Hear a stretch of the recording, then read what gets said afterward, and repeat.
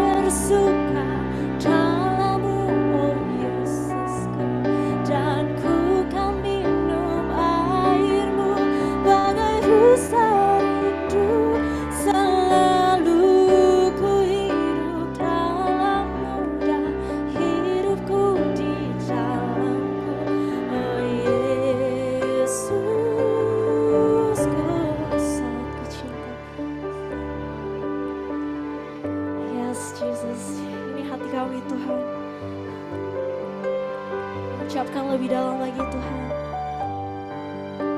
Bersyukur selalu bagi kasih-Mu di dalam hidupku.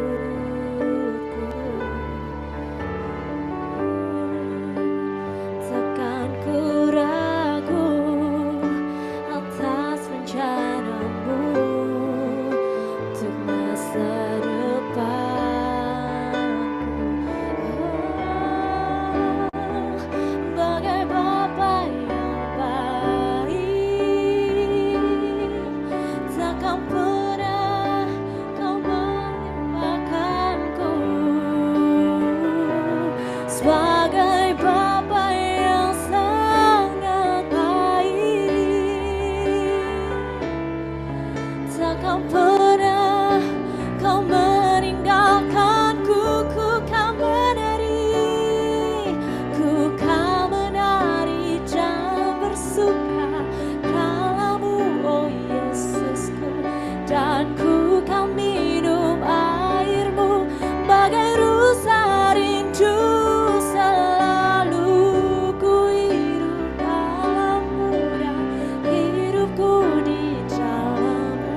Oh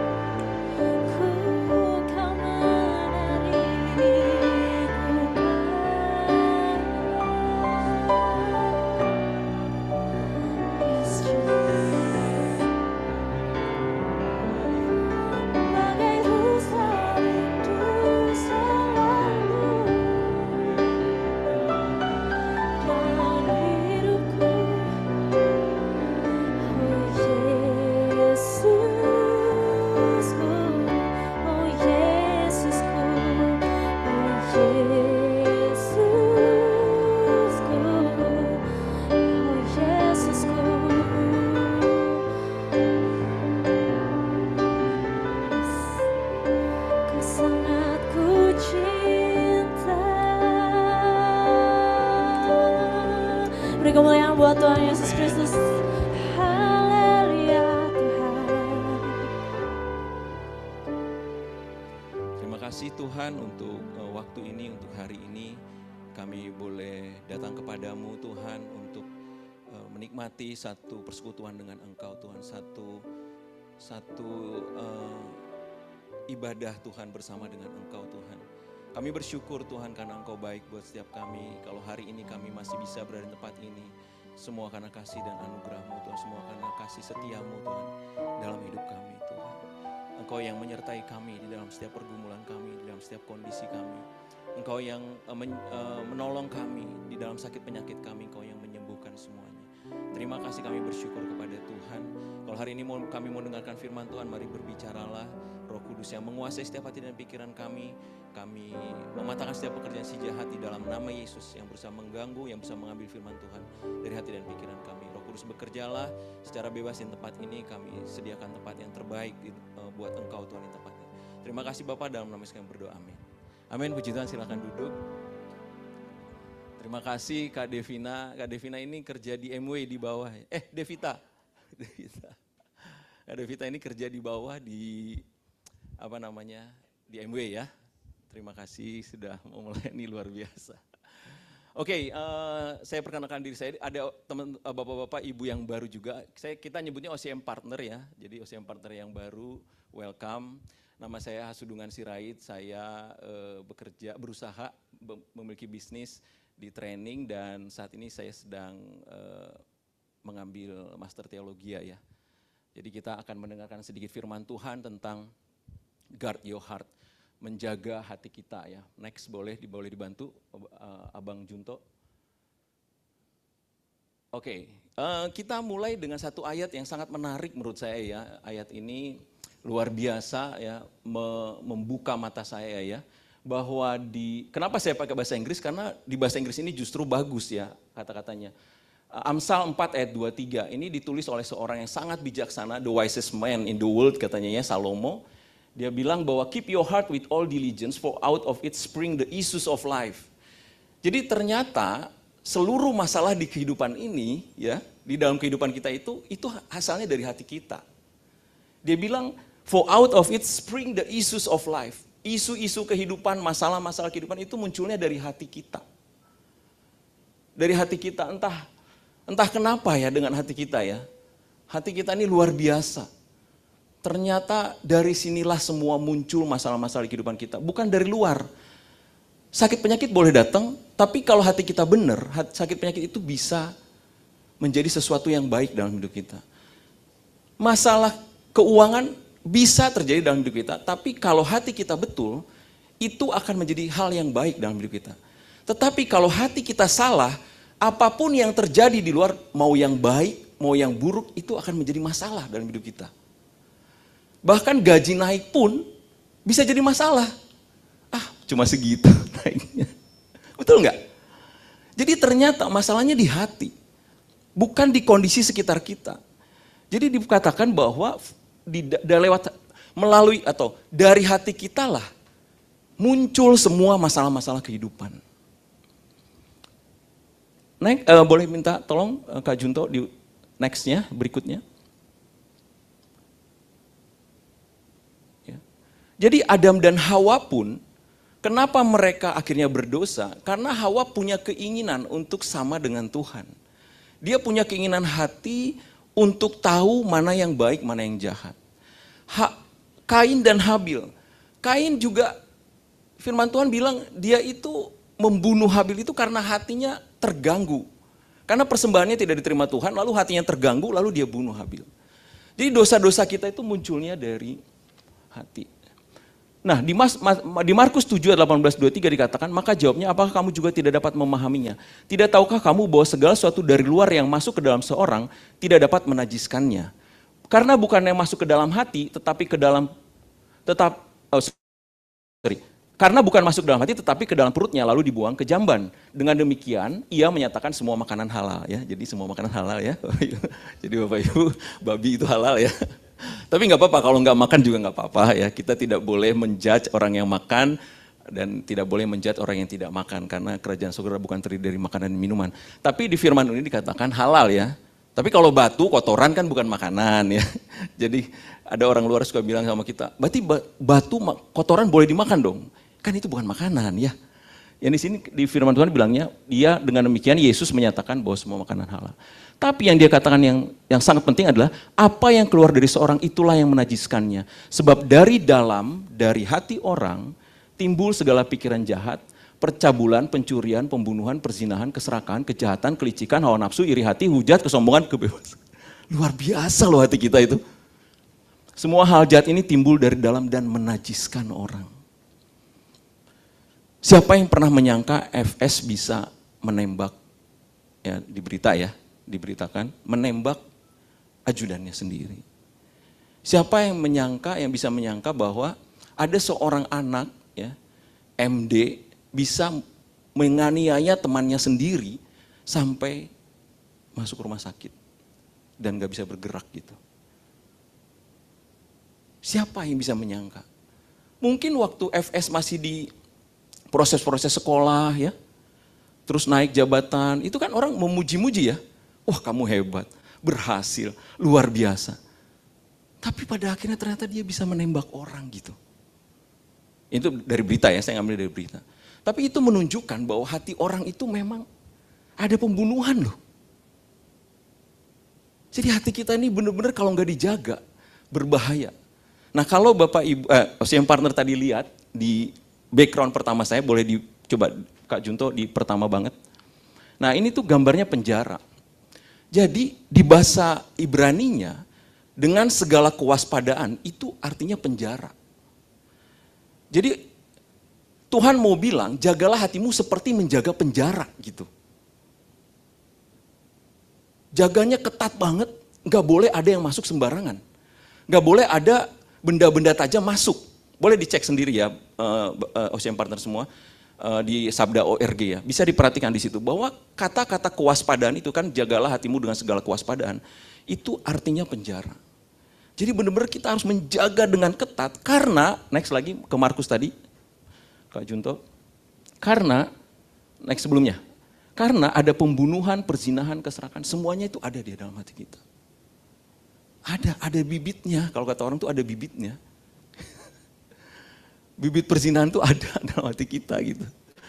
Bibit pembunuhan tuh ada dalam hati kita. Nah bahkan Tuhan kuatkan lagi di Matius, coba boleh diteruskan.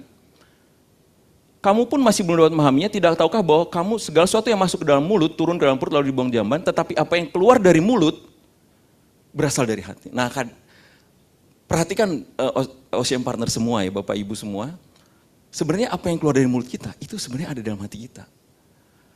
Jadi kalau kita sering menggerutu, itu sebenarnya hati kita tuh sering menggerutu. Kalau kita ngomong tiba-tiba sesuatu yang gak benar, itu sebenarnya di hati kita tuh memang gak benar gitu. Ada hal nggak benar dalam hati kita. Jadi apa yang keluar mulut itu berasal dari hati, dan itulah yang menajiskan orang. Karena dari itu timbul segala pikiran jahat, pembunuhan, perzinahan, ya diulang lagi ya. Tapi luar biasa sebetulnya, Tuhan mau kasih tahu bahwa hati kita itu memang tempat yang fragile, sangat rapuh. Next, apalagi ini, di Yeremia 17 dikatakan, betapa liciknya hati, lebih licik daripada segala sesuatu. Lebih licik daripada segala sesuatu. Apa ya, kenapa Tuhan menciptakan hati gitu ya? Kenapa kok hati lebih licik dari segala sesuatu? Hatinya sudah membatu, siapa dapat? Lihat bahasa Inggrisnya. The heart is deceitful, ini NIV, versi NIV ya, New International Version. The heart is deceitful above all things and beyond cure. Nggak bisa disembuhkan. Betapa ngeri ya hati kita ya. Versi yang lain coba, Om Junto. Versi yang lain. The human heart is the most deceitful of all things and desperately wicked. Itu di New Living Translation. Di Amplified Bible, the heart is deceitful above all things and it's extremely sick. Who can understand it fully and knows its secret motives? Ternyata hati kita punya secret motives. Licik banget gitu ya. Jadi mungkin kalau kita lagi senyum ke atasan kita gitu ya, dalam hati kita, sinis, Kalau kita senyum ke rekan kerja kita juga, gitu ya, kayak di sinetron gitu ya, ada omongan di kepalanya gitu ya. Lihat saja, aku akan menyingkirkanmu. Gitu. Tapi di depan senyum, punya secret motif tuh. Siapa yang bisa memahami hati? Kita punya secret motif, kita punya motif-motif yang bahkan mungkin kita sendiri juga nggak sadar gitu ya. Hati kita ini luar biasa ya. Tuhan, karena itu kita butuh Tuhan gitu. Karena hati kita ini jahat sekali. Next. Bantu Kak Junto nextnya. Jadi pelajaran pertama buat kita hari ini adalah masalah-masalah kita alami berawal dari hati kita. Jadi sebetulnya kalau hati kita betul, apapun yang terjadi di lingkungan kita, itu nggak akan jadi masalah besar. Itu akan menjadi sesuatu yang baik, sesuatu bahkan yang lebih baik. Next. Ini pelajaran pertama. Nah, yang menarik lagi di Amsal 4 ayat 23 ini, kan tadi dia bilang bahwa dari hati kita tuh timbul segala masalah-masalah kehidupan. Tapi di bahasa Indonesianya itu sangat luar biasa. Coba, jagalah hatimu dengan segala kewaspadaan karena dari situ terpancar kehidupan. Jadi kita bisa memilih apakah hati kita akan mengeluarkan masalah atau kita memancarkan kehidupan. Kita bisa datang kepada Tuhan dan bilang, Tuhan, aku ingin hatiku memancarkan kehidupan. Bukan dari sini timbul segala masalah. Jadi ayat ini jadi kayak dua mata pisau ya. Bisa menjadi, kan pisau kan bisa kita gunakan untuk sesuatu yang buruk, bisa kita gunakan untuk sesuatu yang baik ya. Nah seperti itu juga hati kita. Bisa timbul masalah dari hati kita, tapi bisa juga dari hati kita terpancar kehidupan. Apa sih kehidupan ya? Kehidupan itu, manusia dunia ini tidak mengerti arti kehidupan. Karena kehidupan itu bukan seperti begini, jasad ada jasadnya terus hidup gitu. Itu bukan kehidupan. Kehidupan itu sesuatu yang bergairah, sesuatu yang punya energi gitu ya, sesuatu yang luar biasa, sesuatu yang semangat. Dan itu hanya bisa didapatkan dari Roh Allah. Boleh di next. Roh lah yang memberi hidup. Daging sama sekali tidak berguna. Jadi sebetulnya kalau kita mau hidup, kita perlu punya Roh Allah di dalam hidup kita. Karena hanya Roh lah yang memberi hidup. Kata-kata kita ketika dipenuhi dengan Roh itu sampai kepada orang. Ada sesuatu yang menggairahkan orang, ada sesuatu yang menggerakkan hati orang ketika apa yang kita katakan itu kehidupan. Nah itu hanya bisa kalau kita dipenuhi dengan Roh Allah. Kata-kata kita tidak hambar, tidak mati, tidak berpengaruh ya. Tapi kalau kita punya Roh, kata-kata kita akan sangat powerful ya. Daging sama sekali tidak berguna. Perkataan yang kukatakan kepadamu adalah roh dan hidup. Jadi firman Tuhan bilang bahwa kalau kamu mau memancarkan kehidupan, kamu harus dipenuhi dengan Roh. Nah bagaimana kamu dipenuhi dengan Roh? Ada perkataan Tuhan yang perlu kita tanam dalam hati kita. Nah apa itu perkataan Tuhan? Perkataan Tuhan adalah firman. Pada mulanya adalah firman, firman itu bersama-sama dengan Allah, dan firman itu adalah Allah. Jadi kalau kita lagi baca firman Tuhan, wah itu kita lagi berhadapan dengan Allah loh. Kalau kita lagi baca misalnya Matius 1 ayat 1, inilah keturunan Yesus gitu ya. Si ini anak dari sini, si ini dari sini, kan kita nggak ngerti ya kadang-kadang. Tapi kita sedang berhadapan dengan Allah. Kita berhadapan muka dengan Tuhan kita. Karena firman itu adalah Allah. Pada mulanya adalah firman, firman itu bersama-sama dengan Allah dan firman itu adalah Allah. Jadi kalau kita mau memancarkan kehidupan, maka kita harus dipenuhi dengan Roh, dan Roh itu berasal daripada firman. Nah di Yohanes 1 ayat 14 dikatakan, firman itu telah menjadi manusia. Next, minta tolong. Next, Kak Junto. Nah, dan diam di antara kita telah melihat kemuliaan, yaitu kemuliaan yang diberikan kepada sebagai anak tunggal Bapa penuh kasih karunia dan kebenaran. Jadi sebetulnya Allah, Roh, dan Yesus itu betul-betul satu kesatuan ya. Roh itu adalah perkataan, firman, firman itu adalah Allah, lalu firman itu menjadi manusia yang namanya Yesus. Itulah Tritunggal. Yesus, Roh, dan Allah. Bapa. Jadi Kita hanya bisa memancarkan kehidupan, hati kita bisa memancarkan kehidupan kalau hati kita dipenuhi dengan Roh Allah di mana Yesus tinggal di dalam hati kita. Firman itu ada di dalam hati kita. Firman itu kita baca, kita dengarkan, kita renungkan di dalam hidup kita. Maka Roh itu ada dalam hidup kita. Next boleh. Di Ibrani dikatakan, Ibrani 9:14, betapa lebihnya darah Kristus yang oleh Roh yang kekal telah mempersembahkan dirinya sendiri kepada Allah sebagai persembahan yang tak bercacat, akan menyucikan hati nurani kita dari perbuatan-perbuatan yang sia-sia. Jadi yang bisa menyucikan hati kita dari yang tadi itu, kejahatan, pembunuhan, perzinahan, pencurian, apapun semua itu, yang bisa menyucikan hati kita, darah Kristus. Yesus Kristus, Tuhan kita, yang sudah mati di kayu salib 2000 tahun yang lalu, mencurahkan darahnya buat kita. Jadi hati kita hanya bisa dibersihkan, hanya bisa disucikan oleh darah Kristus. Oleh Yesus yang tadi, Yesus yang adalah Roh, Roh yang adalah Allah Bapa, yang satu kesatuan itu. Next. Ini yang terjadi pada Paulus. Ini yang terjadi pada Paulus, ini di Galatia 1:13 dan 15 dikatakan, sebab kamu telah mendengar tentang hidupku, tentang hidup Paulus. Sebelumnya namanya siapa Bapak Ibu? Saulus ya. Sebab kamu telah mendengar tentang hidupku dahulu dalam agama Yahudi. Tanpa batas aku menganiaya jemaat Allah dan berusaha membinasakannya. Paulus ini kayak Cidahui gitu ya. Cidahui Sukabumi, ada yang tahu nggak? Kasus kemarin Cidahui Sukabumi. Ada anak-anak sedang retret. Rumah retretnya dihancurkan, salib diturunkan gitu ya, pagar dihancurkan gitu. Ya Paulus tuh kayak Cidahui itulah. Tapi lebih kejam, dia bunuh. Bahkan Stefanus itu di depan matanya Saulus waktu dibunuh. Jadi Paulus ini jahat. Dari hatinya tuh ada roh pembunuhan gitu. Dan di dalam agama Yahudi aku jauh lebih maju, memang agak orangnya pinter. Dalam agama Yahudi dia paling pinter. Dia paling pinter dari murid Gamaliel itu. Guru Ibrani di sana. Lebih maju dari banyak teman yang sebaya dengan aku di antara bangsa, sebagai orang yang sangat rajin memelihara adat istiadat nenek moyangku. Jadi dia punya kepercayaan tentang Yahudi yang tidak mempercayai bahwa Yesus adalah Mesias. Nah kalau ada yang percaya Yesus sebagai Mesias, dia harus bunuh. Persis Cidahui. Tapi dia bilang ini, tetapi waktu Yesus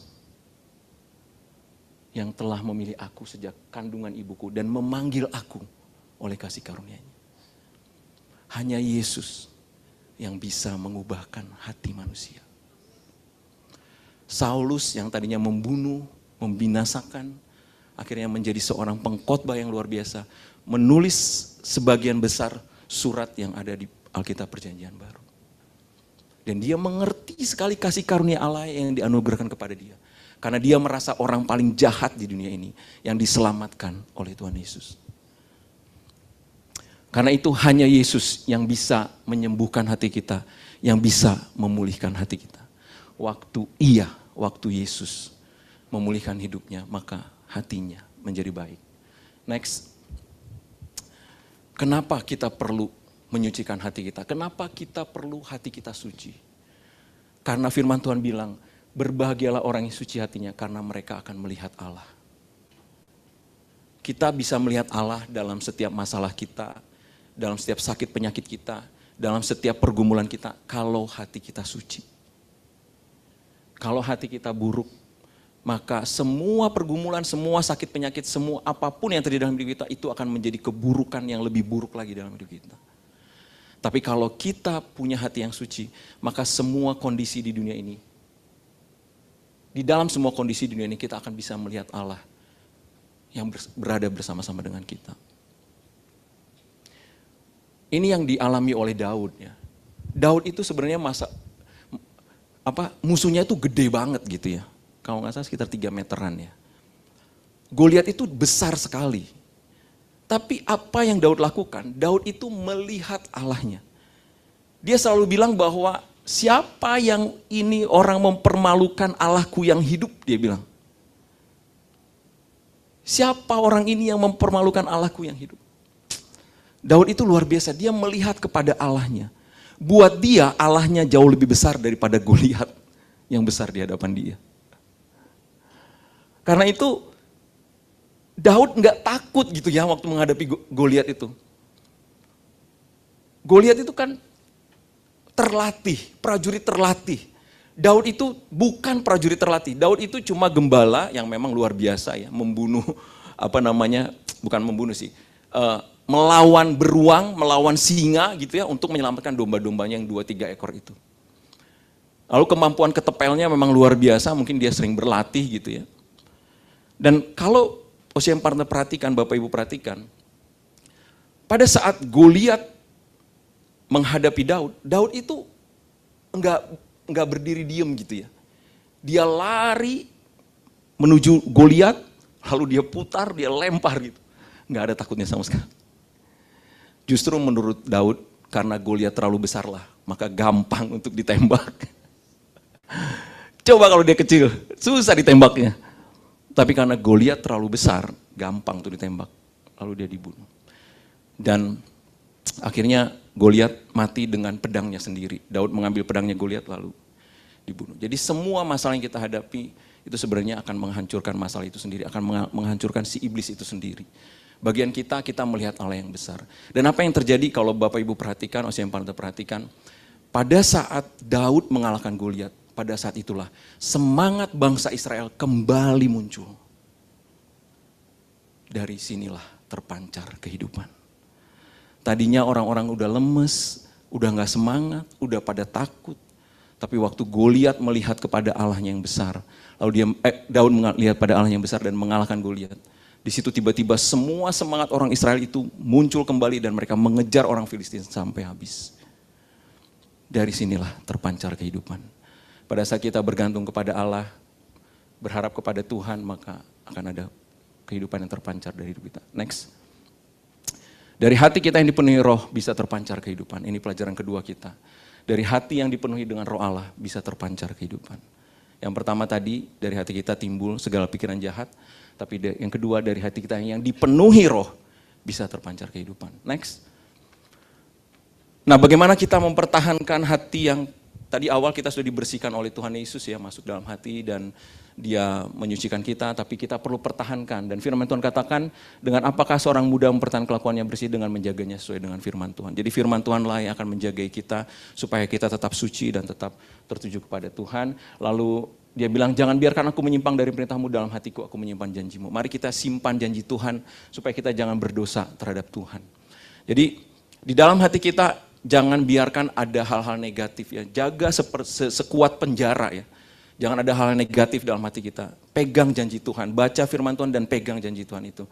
Maka kita enggak akan berdosa terhadap Tuhan. Dia bilang supaya aku jangan berdosa terhadap engkau. Jadi pada saat kita memegang janji Tuhan ya, kita jaga hati kita dengan kuat, dengan teguh, kita baca firman Tuhan dan kita pegang janji Tuhan, maka kita tidak berdosa pada Tuhan. Next. Oke, lalu saya ingin sampaikan juga bahwa kekuatan kita enggak seberapa, Bapak Ibu semua Ocean Partner ya. Kita tuh enggak mampu melakukan segala sesuatu yang Tuhan perintahkan. Tapi ada satu hal yang menarik yang saya lihat dari Tuhan Yesus ya. Ada satu cerita di Yohanes 9:39-41. Kata Yesus, aku datang ke dalam dunia untuk menghakimi supaya barang siapa yang tidak melihat dapat melihat, supaya barang siapa yang dapat melihat menjadi buta.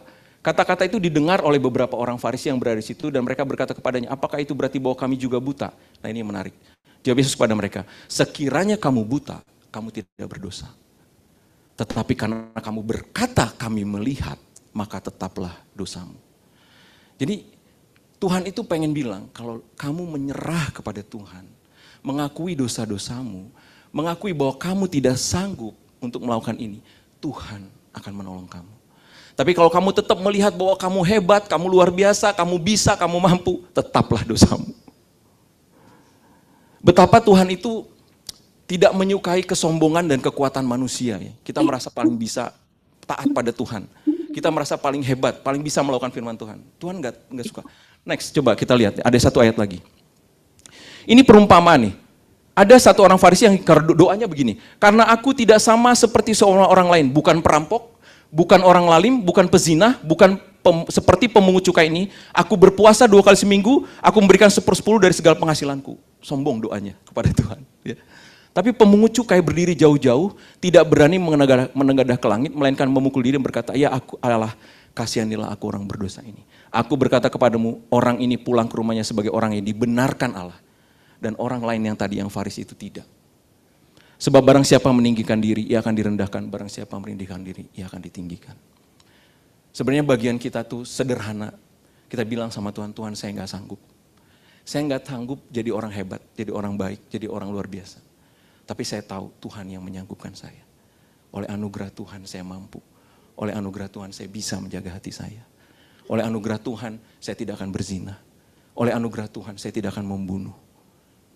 Oleh anugerah Tuhan saya tidak akan mengecewakan pasangan saya, mengecewakan orang lain. Dengan anugerah Tuhan aja. Next. Yang terakhir mungkin. Ya, cara menjaga hati adalah dengan merendahkan diri di hadapan Tuhan. Mengakui ketidakmampuan kita dan meminta kekuatan kepadanya. Jadi kita berserah kepada Yesus, kita terima Yesus sebagai Tuhan dan Juru Selamat kita. Untuk menyucikan hati kita. Lalu di dalam setiap kehidupan kita, kita minta anugerahnya. Untuk kita bisa terus menjaga hati kita. Supaya hati kita tidak diracuni oleh hal-hal yang jahat dari dunia ini.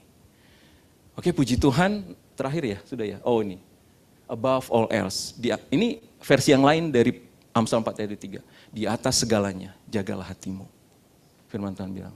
Karena segala sesuatu itu mengalir dari sini. Kalau kita punya hati yang baik, perkataan kita baik, tindakan kita baik, semuanya mengalir dari sini. Guard your heart above all else. Di atas segala sesuatu, jaga hatimu. Karena itu akan menentukan perjalanan kehidupanmu. Bahkan perjalanan kehidupan kita pun akan ditentukan dari hati kita. Dari hati kita yang bersih, maka perjalanan hidup kita akan luar biasa. Dari hati kita yang kotor, maka perjalanan hidup kita akan berantakan. Mari kita jaga hati kita di hadapan Tuhan. Kita akan menikmati kebaikan Tuhan di dalam hidup kita ketika kita menjaga hati kita di hadapan Tuhan. Amin. Mari kita berdoa. Terima kasih Tuhan Yesus. Kak Chenli boleh. Terima kasih Tuhan Yesus untuk firman Tuhan. Kami tahu bahwa dari hati kamilah, hati kami penuh dengan segala sesuatu yang jahat Tuhan. Tetapi kami percaya juga bersama Yesus dengan Roh Allah, dengan firman itu, maka dari hati kami akan terpancar kehidupan. Kami tahu ketika kami menjaga hati kami, maka kami akan melihat Engkau Tuhan. Melihat Engkau di dalam segala sakit penyakit kami. Melihat Engkau di dalam segala pergumulan kami. Melihat Engkau di dalam segala masalah-masalah yang kami hadapi. Kami akan melihat Engkau Tuhan. Dan kami juga tahu bahwa kami tidak sanggup untuk menjaga hati kami Tuhan. Tapi kami punya Allah dengan kasih karunia-Nya, dengan anugerah-Nya. Yang akan memampukan kami untuk menjaga hati kami. Tuhanlah yang akan menolong kami. Tuhanlah yang akan membuat kami mampu Tuhan untuk menjaga hati kami. Seperti menjaga penjara Tuhan. Terima kasih kami bersyukur kepada Tuhan. OCM partner semua Bapak Ibu, kalau misalnya ada yang merasa hatinya tidak baik, saya ingin berdoa buat semua OCM partner Bapak Ibu yang merasa, silakan letakkan tangannya di dada sebelah kanan. Saya ingin berdoa buat Bapak Ibu semua, buat OCM partner semua. Kalau ada yang merasa bahwa hatinya tidak baik, ada kejahatan di dalam hatinya, mari saya ingin berdoa. Puji Tuhan, puji Tuhan. Yes, terima kasih Tuhan Yesus, terima kasih. Kami berdoa Tuhan, mari. Untuk setiap tangan-tangan yang ada di dada, kami berdoa memberkati mereka Tuhan. Supaya mereka boleh mengalami Tuhan. Supaya mereka boleh dijamah oleh Tuhan. Supaya hati mereka boleh berubah Tuhan. Hati mereka boleh dipenuhi dengan Roh-Mu yang kudus. Yesus yang menguasai hati dan pikiran mereka Tuhan. Kami berdoa di dalam nama Yesus Tuhan. Mari Tuhan mulai dari hari ini Tuhan. Hatinya dipenuhi dengan kasih Tuhan. Hatinya dipenuhi dengan kebaikan Tuhan. Hatinya dipenuhi dengan pikiran-pikiran ilahi Tuhan.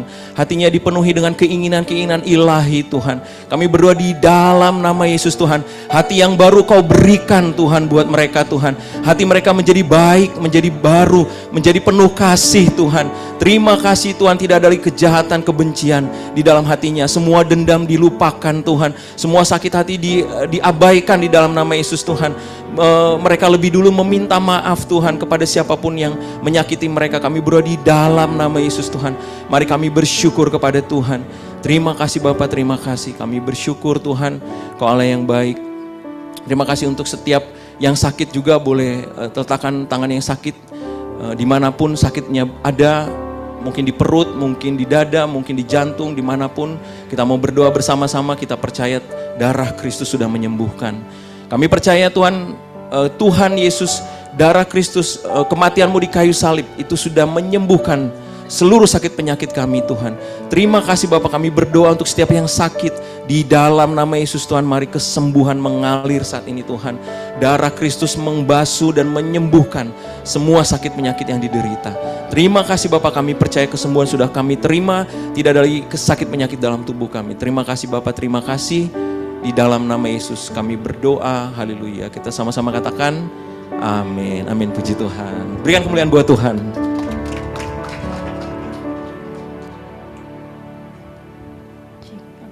Terima kasih Bang Sunu untuk firman Tuhannya, sangat terberkati. Siapa yang terberkati boleh angkat tangannya. Wow. Oke, sebentar kita akan memberikan persembahan yang terbaik untuk Tuhan. Sebelum kita siapkan, mari kita akan berdoa. Terima kasih Yesus, terima kasih Bapa untuk siang hari ini. Kami mengucap syukur Tuhan untuk firman yang telah Kau berikan kepada kami Tuhan. Sebentar kami akan memberikan persembahan yang terbaik Tuhan. Biarlah Engkau sendiri Tuhan yang akan melihat setiap persembahan kami. Dan Kau sendiri ya Tuhan yang akan terus memberkati kami, menggantikan berkat berlimpah-limpah Tuhan. Dan kami percaya bahwa Engkau Tuhan yang luar biasa dalam hidup kami. Terima kasih Yesus, kami serahkan persembahan yang terbaik hanya untuk Engkau. Haleluya, amin. Silakan teman-teman bisa scan QR yang ada di depan.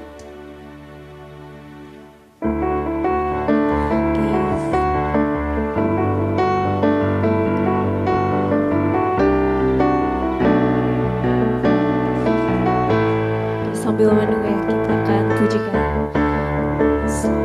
Kekuatan mengaturku ke gunung batu dan keselamatanku. Hanya padamu hatiku percaya. Kaulah menerang dan kota berlindungan. Selalu bersyukur sebab cintamu padaku takkan pernah berubah. Hatiku percaya walau bumi bergoncang, gunung-gunung beranjak, namun kasih setiamu tak pergi. Namun kasih setiamu, kasih setiamu tak pergi dari kasih setiamu, kasih setiamu tak pergi dariku.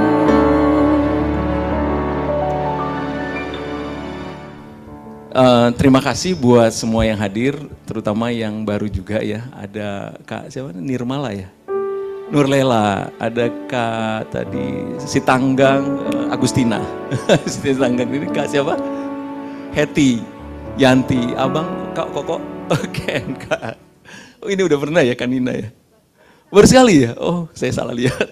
Kak Sinta, ini juga Kak Clarissa ya. Thank you buat yang baru hadir, pertama kali hadir.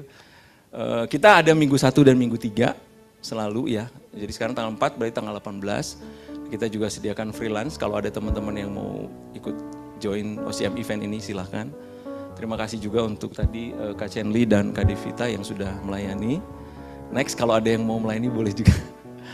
Pak Ferdi mau bicara juga boleh Pak Ferdi. Bang Henry. Oke, terima kasih. Nah hari ini kita mau merayakan ulang tahun ya Mas Erwin sebentar. Welcome Mas Erwin, selamat ulang tahun ya. Sebentar aja, silakan. Lagunya gimana? Selamat happy birthday. Silakan.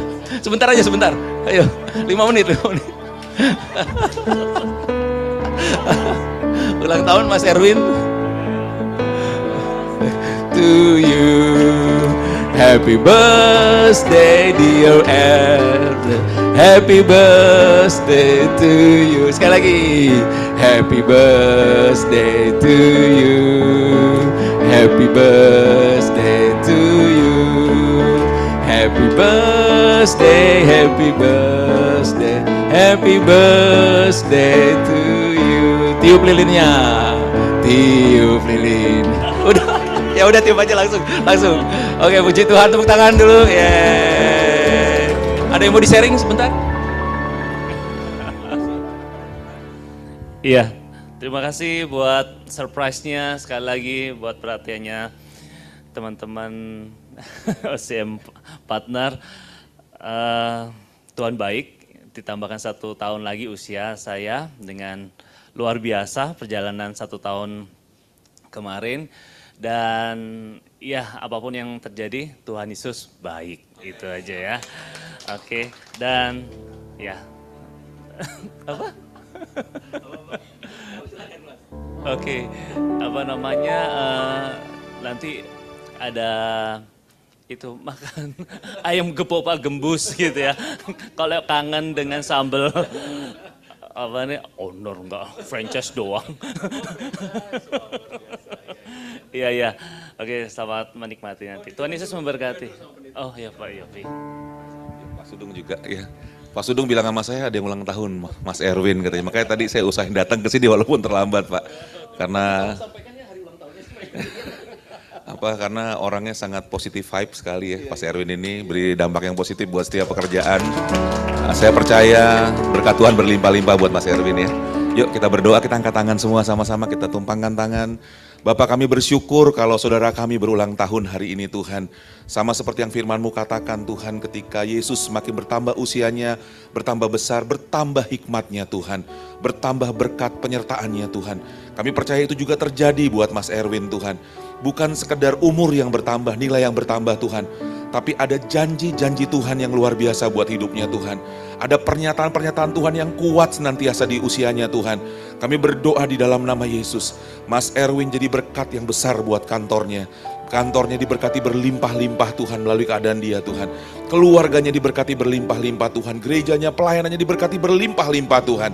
Kami berdoa Tuhan, roh yang takut akan Tuhan terus ada atas hidup Mas Erwin Tuhan. Dia boleh menjadi terang Tuhan dimanapun dia berada Tuhan. Dijauhkan dari segala mara bahaya dan kecelakaan Tuhan. Kami berdoa juga Tuhan, lebih daripada semuanya Tuhan. Melalui hidup Mas Erwin, banyak orang boleh mengenal Tuhan. Melalui hidup dia Tuhan, nama Tuhan semakin dipermuliakan. Terima kasih buat usianya yang bertambah. Kami terlampau percaya kalau Kau memelihara dia sepanjang tahun-tahun ini. Di tahun ke depan juga Kau akan memelihara dengan berkat-berkat yang ajaib bagi dia. Terima kasih Bapak, terima kasih berkati istrinya, anak-anaknya. Berkati semua yang dia lakukan Tuhan. Di dalam nama Tuhan Yesus, kami berdoa dan mengucap syukur. Haleluya, sama-sama kita katakan amin, amin. Oke, puji Tuhan. Mau dipotong gue? Oke, OCM sudah selesai. Puji Tuhan, boleh silakan bersama-salaman. Puji Tuhan, Tuhan Yesus memberkati.